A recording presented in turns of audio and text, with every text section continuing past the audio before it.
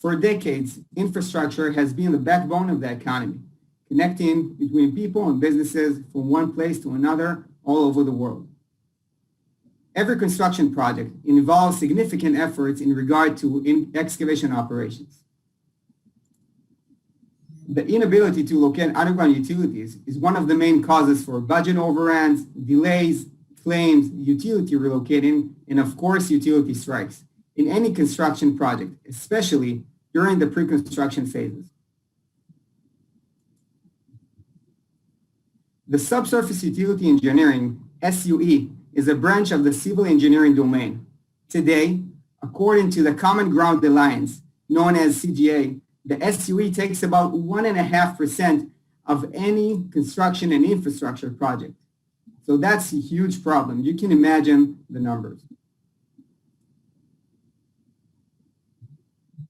Underground utility activities are considered to be highly expensive and manual intensive, continuously requiring boots on the ground, as well as conducting mapping activities back and forth in the exact same areas. Today, during the pre-construction phases, there are two main alternatives. The first one is using SUE companies or either locators, which isn't relevant because it takes a lot of time and it is very expensive for the initial planning phases.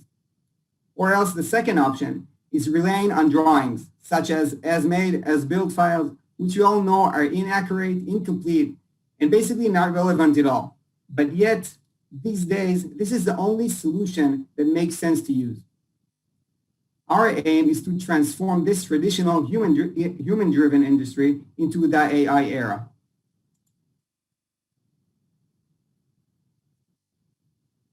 So who we are a subsurface geodata startup. We are providing a scalable solution for subsurface utility mapping in 20% of the time at about 15% of the price, while decreasing locating activities by more than 50% remotely and globally. We started our journey about 18 months ago with a totally different purpose of mapping suspected hazardous areas, landmines, explosive ordnance, and IEDs. Based on our military background as former officers of the Combat Engineer Corps in the IDF, we used to deal a lot with underground detection. To us, joined the former head commander of the Geospatial Intelligence Agency in the IDF, highly specialized in remote sensing, mapping, and data science. We pivoted about a year ago towards mapping underground utilities while merging underground detection experience and remote sensing and AI capabilities. And now, for the first time, we enable project owners, consultants, and contractors a scalable solution for mapping underground utilities very fast in only several days, at low cost, remotely, and globally. Today, we're focusing on rural and suburban areas for long linear transmission and infrastructure lines. We are backed by a well-known venture capital, signed 2 patents, and we currently have 30 employees in 2 different locations based in Israel. Our core technology relies on deep military expertise in applying AI and analytics to satellite and aerial imagery in the civil engineering construction domain. We've developed an AI mapping engine which has a 5 stages process. The first stage is data collection, collecting a lot of data from various sources all over the world, such as imagery, even data from social media, records, drawing files such as made, as-built data, which we all use as a reference as a starting point. We also generate a collection plan. Based on our collected data, we understand now the scope of the work for the third phase, which is remote sensing, collecting high-resolution designated satellite and aerial imagery. Then we utilize machine learning algorithms to detect automatically unsurfaced location evidence, such as manholes, valves, markings on the street, etc., as well as detecting additional unsurfaced phenomena that indicates on underground utilities. Eventually, we provide a reliable, accurate, and interactive subsurface utility map. Today, our mapping rate is continuously increased. According to our forecast, we believe that by June 2021, we will reach up to 150 square miles per day. This mapping engine is a combination of a human and machine, involving a human in the loop mainly for quality assurance activities. So about our solutions. So we have two main products designated to mitigate the entire construction project lifecycle. The first product is FormMap, a comprehensive AI mapping engine. FormMap has two main applications. The first one is remote utility mapping, providing a subsurface utility map and the designated area of interest. This product helps design and build companies to estimate costs and timeline of their project on the very first phase. Thus, a client can gain a competitive advantage by pricing his work lower than his competitors, and at the same time, he's increasing his margin. The second application is route concept planning, known as RCP, proposing the most efficient route to implement a pipeline or transportation line, considering, of course, all subsurface utility engineering, all subsurface utilities in the designated area of interest. This product is a suitable product for project owners and consultants, which has the A and the B of where they want to implement their line. It is important to understand that we're not replacing an SUE or locating companies. We're not even trying to reach the locator's accuracy, which can reach up to maybe sub-meter accuracy. We're able to reach up to 1 meter accuracy without providing the depth of the facility. With FormMap, the client receives a base map, which helps him to understand what he's going to look for and also where to look for. Thus, we're able to decrease locating activities by more than 50%, reduce 80% of his planning time, and save him about between 80 to 90% of his costs. Now, as an example, I'd like to show you an executive summary of a project we delivered. Just a second.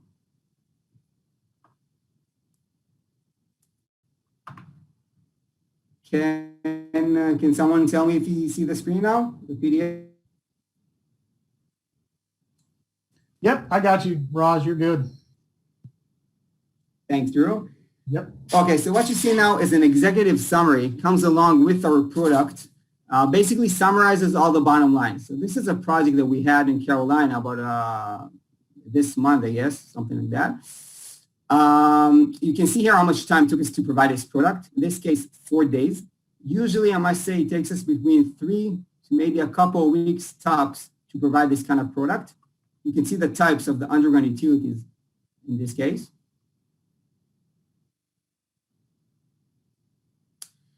In this page, you can see the finding list. So now we're talking about the unsurfaced objects that we were able to detect over here, such as poles, manholes, street lights, and all different kind of things. And on the lower table, you can see the utility lines, starting from power lines, communication, drainage, sewage, and water lines.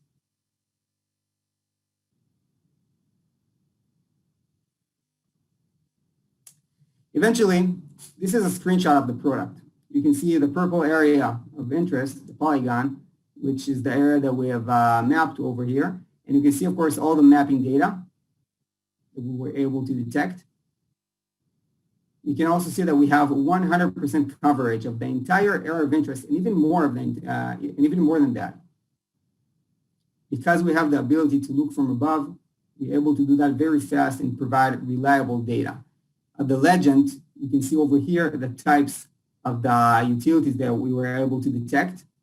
Of course, also some of our clients are working according to the ASCE 3802 standard, the SUE standard, the American one. So sometimes our clients ask us to evaluate how our data is equivalent to the quality levels of the standard. So we can also provide that as well.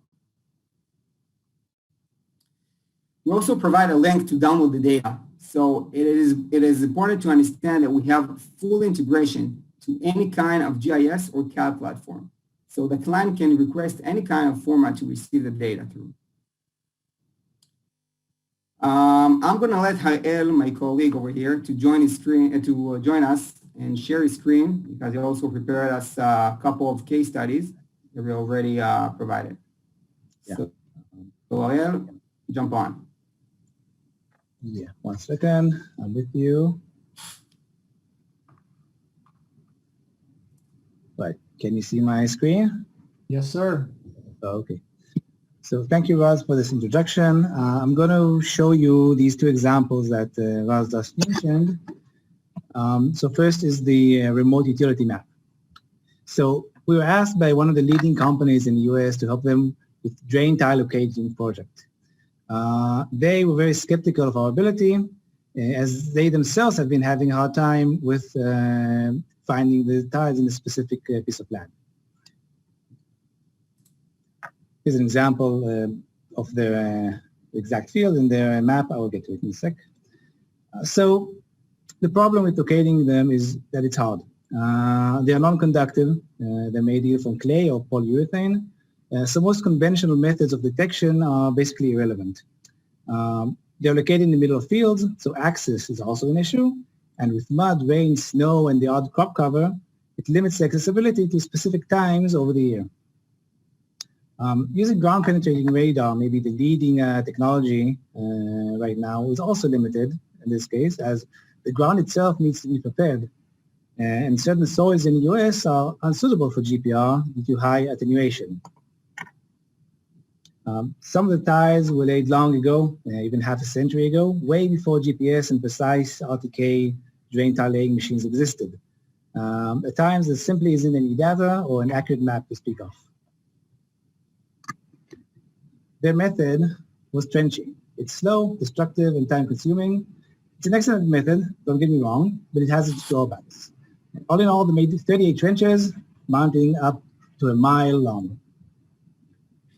They run quite a few drain tiles in this field, as you can see, and we analyzed the results they had.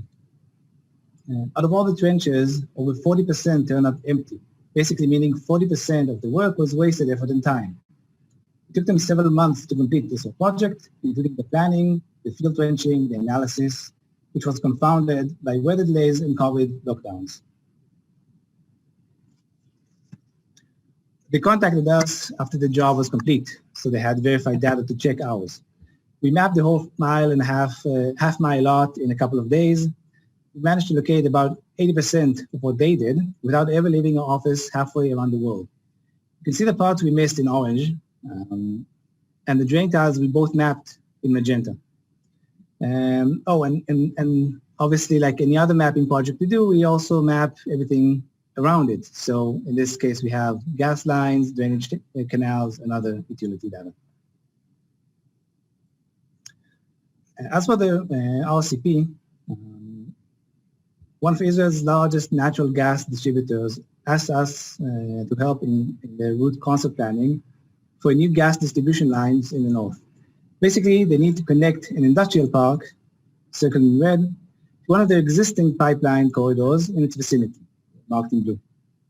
They scoped 4 possible routes, and now they need to decide which one will be the most cost-effective on their part, i.e., which will have the least amount of crossings with other subsurface utility lines. Now comes what they like to call the guessing game. Where are the existing lines in this area? How long will it take them to map and mark all the lines and potential crossings? And obviously, how much will it cost them?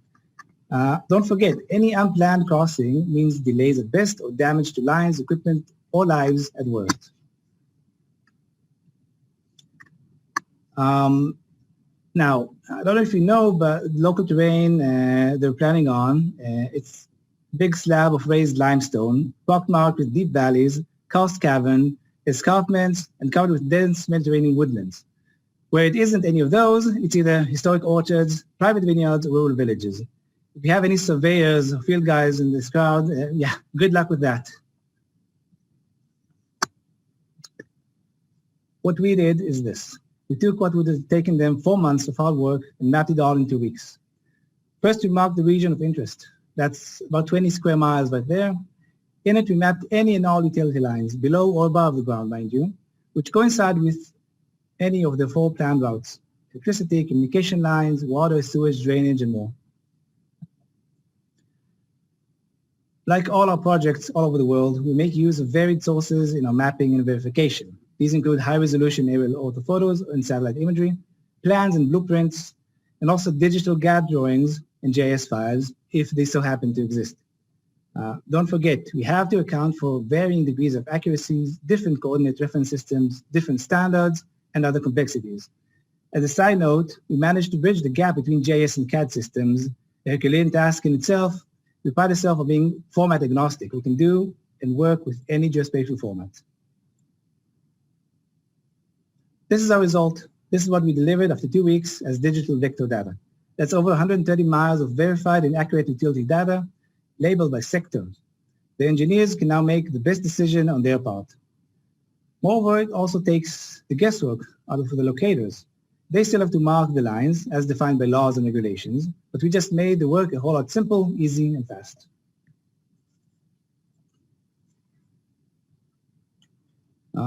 I should say we also apply more classical remote sensing methods like automatic image classification and segmentation for soil maps, vegetation cover, building footprints, and more. A bit about our machine learning implementation. So here's an example we implemented in the RCP example I just showed you. The goal is to map gravity sewer lines. So first we trained our algorithm to detect these concrete manholes, manhole covers with the concrete pipes connect to underground. We got high success rates with these high resolution auto photos. This is just one small scale example, so you can see the features for yourselves, but we basically ran it for the whole 20 square miles. Each false positive or false negative was obviously fed back into the training data set by the human in the loop. We get better with every project we do. Then we play a game of connecting the dots, but instead of one straight line between 2 points, we have an infinite number of possible lines. That means we have to take into consideration the spatial factors in the engineering practices for each type of utility. The result is again manually checked as an extra layer of verification before delivery.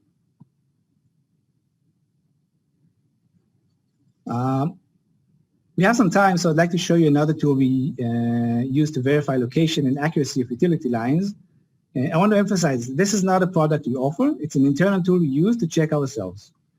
This is the MagArrow, a 2-pound self-sustained sensor meant to be suspended under a drone. It's an amazing piece of technology, and we're one of the first ones outside the US to use it. The principle it works on is that any ferromagnetic object like steel and iron emits a magnetic signal which is picked up by the sensor. If we scan across metal pipes, it has a distinct and unmistakable signal. Here's an example of a project we did for a water company, the National Water Company in Israel. They had a good estimate of their pipeline, but it wasn't fine enough. Out of the 20 or so miles we mapped for them in this project, we deployed the sensor on less than 10%. As you can see in this image, each low or high point, marked by the color, represents the closest point to the pipe as the sensor detected. As you can see, we actually found 2 pipes, the water pipe they requested and another petroleum line just above it. And with that, I have finished my presentation. If you have any questions, you can leave it for the end. So yeah, we actually do have a couple of questions. I've got a ton of questions for you guys. I'm going to give the Raz the talk again. Yeah. I'm sure you all have questions, but we actually didn't finish the presentation. Oh, sorry, Raz. I didn't mean to jump right That's in. fine. You can always interrupt me, Drew. That's okay. I appreciate it, man. Okay, so I'm moving on. Again, thank you very much for the demonstration. I think it was very good. So going back to my presentation, Drew, can you see it? Yep, thumbs up. You're good to go. Awesome. So as mentioned, our aim is to mitigate the entire construction project lifecycle. For the pre-construction phases, we do have the 4-map solution, operational and ready to be used, as you saw over here. For the construction phase, we're currently developing a complementary solution called 4Dig. The 4Dig is a real-time excavation tracking app for damage prevention, aiming to reduce utility strikes. Let's now watch a short video clip about this. Just a second. Okay.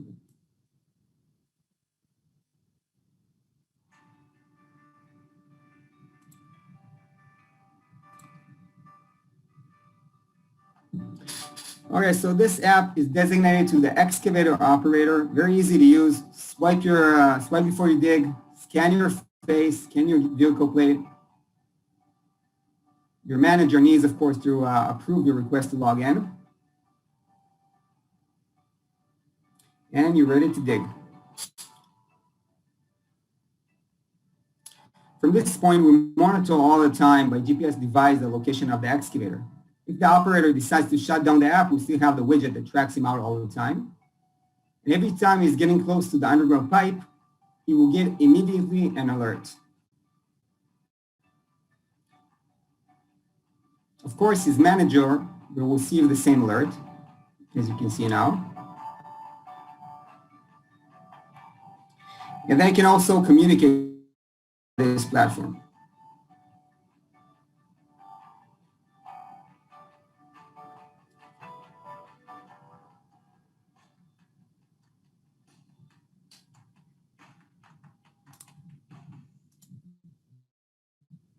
Okay, so as you can see, a very gentle, simple, and easy to use application. We are launching the beta version of the 4Dig application in March, and we're currently looking for the right design partner to conduct a proof of concept in the United States.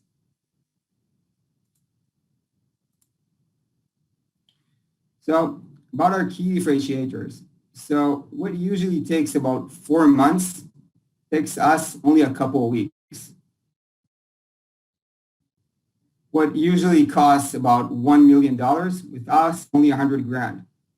We don't have any boots on the ground. Our entire process is done from the office. We also provide reliable, accurate data on 100% coverage of the entire area of interest following our visual evidence approach.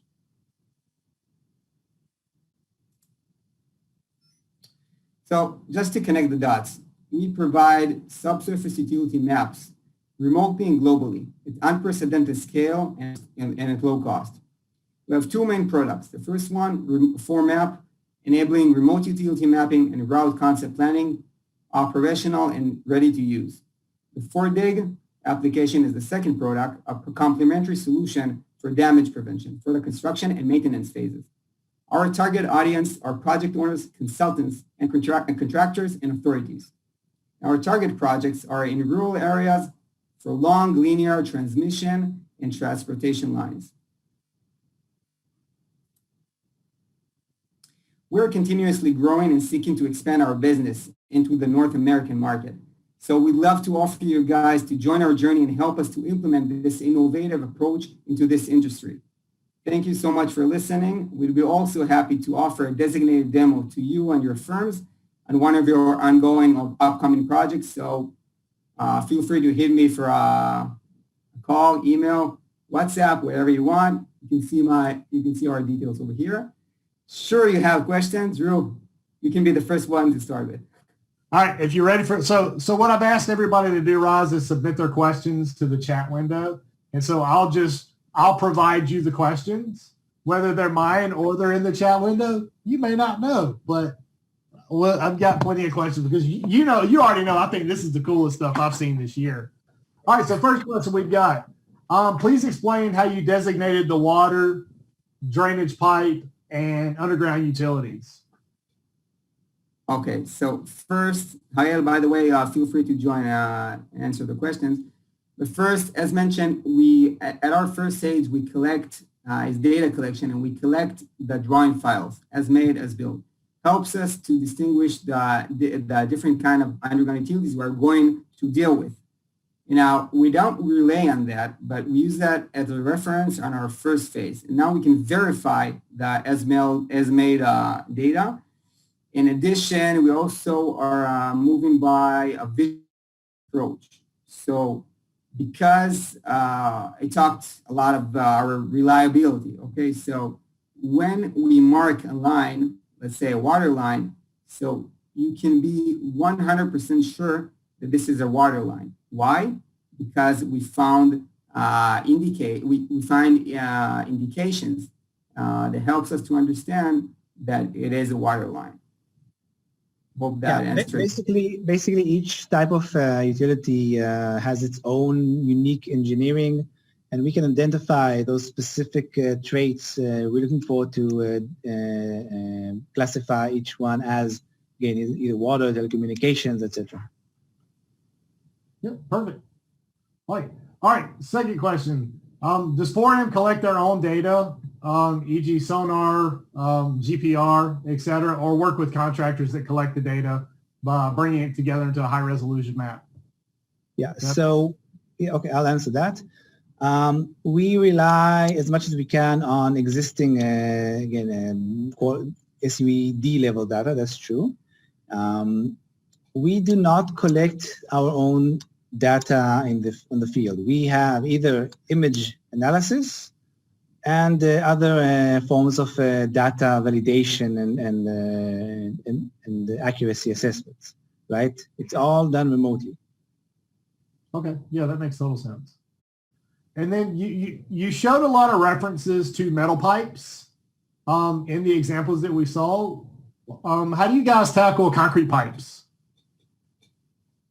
Again, visual evidence. The example of manhole covers is a classic one. And also,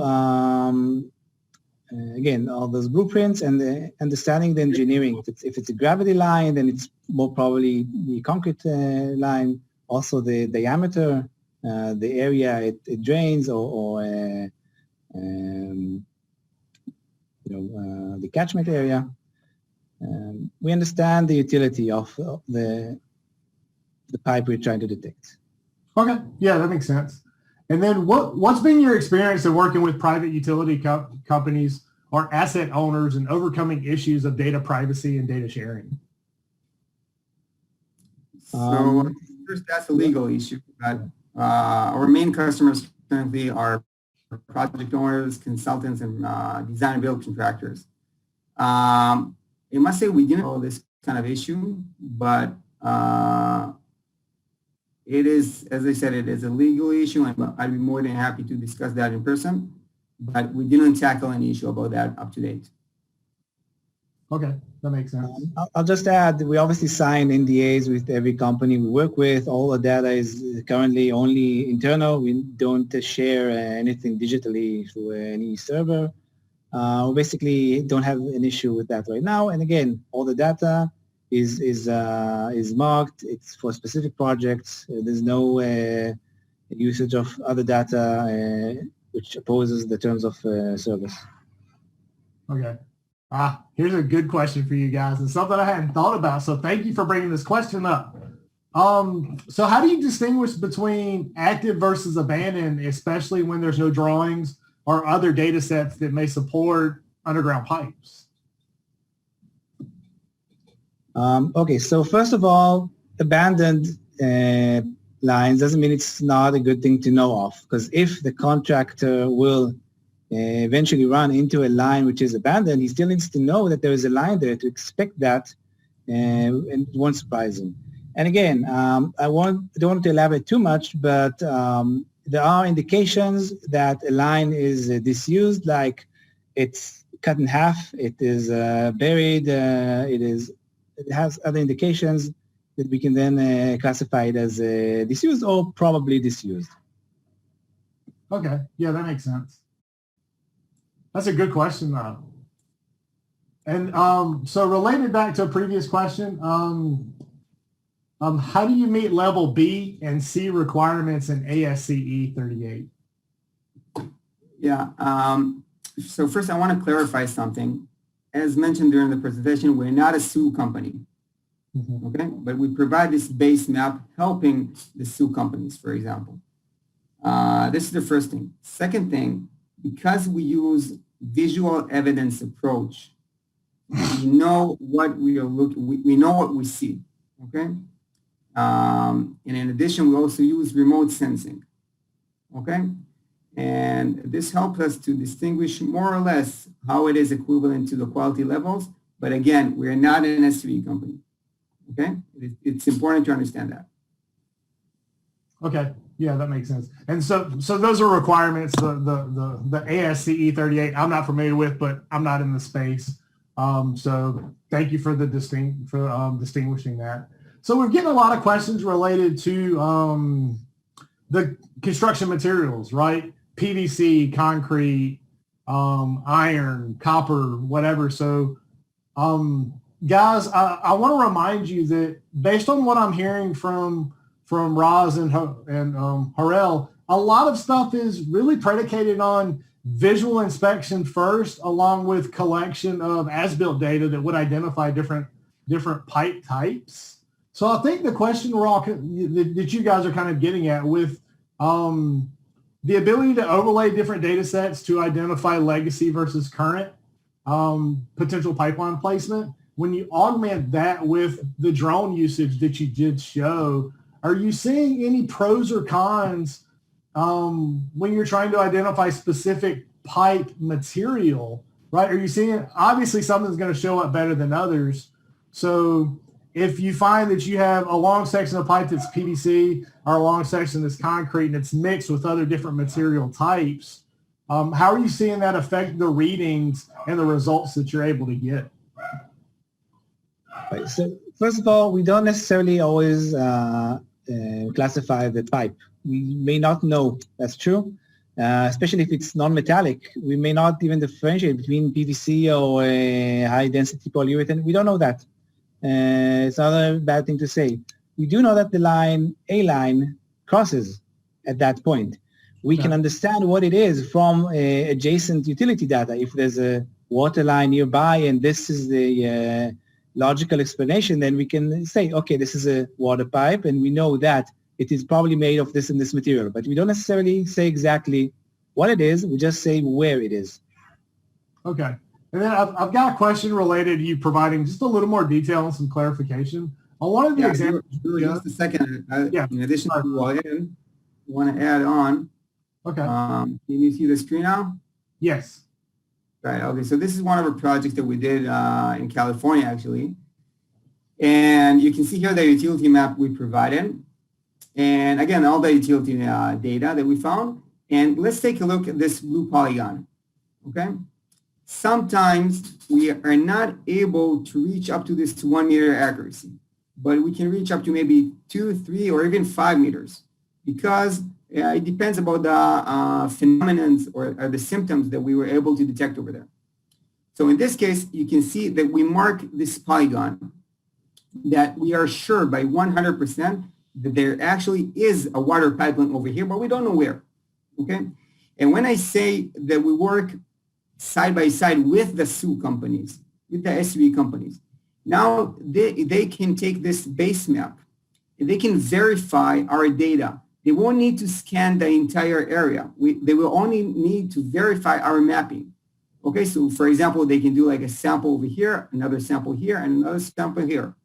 Okay, so and also in this case, in this yellow polygon, it will be either an oil or either we didn't be able to detect or get to the 1 meter accuracy, but this is what we can provide.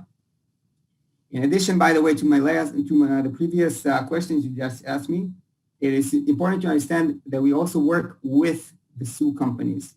Okay, so if a client requires us, asks us to provide them actually SUE data with quality levels in accreditation according to the ASC 3802 standard, we also work with the SUE companies that completes our data into the standard, okay?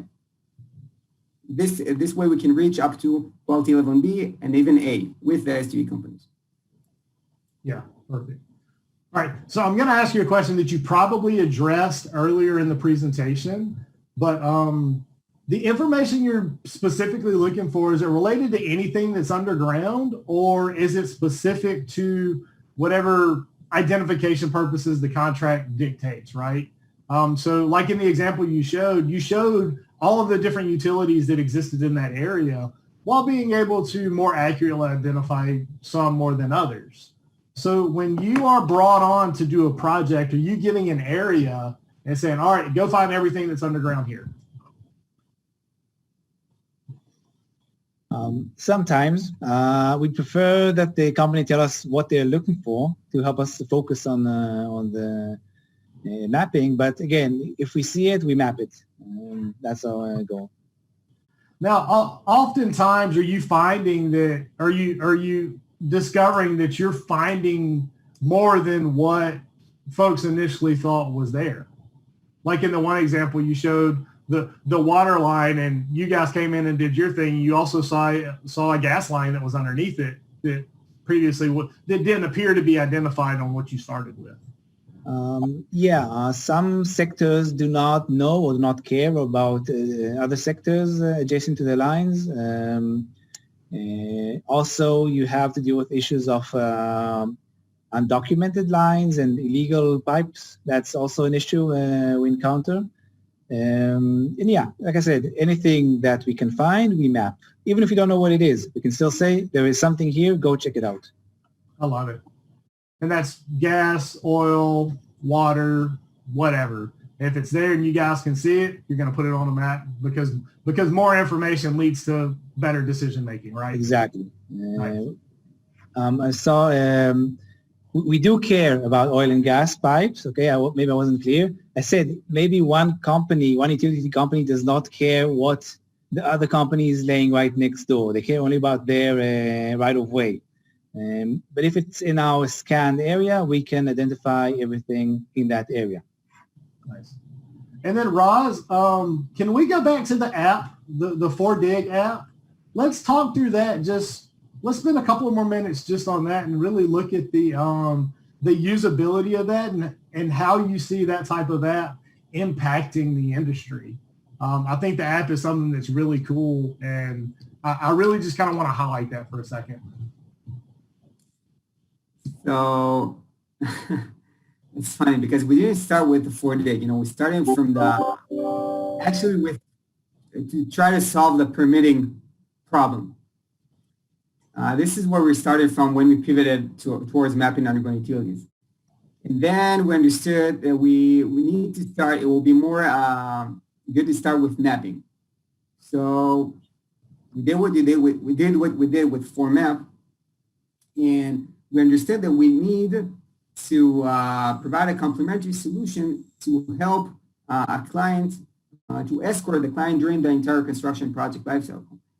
And this is the point that we thought about this application.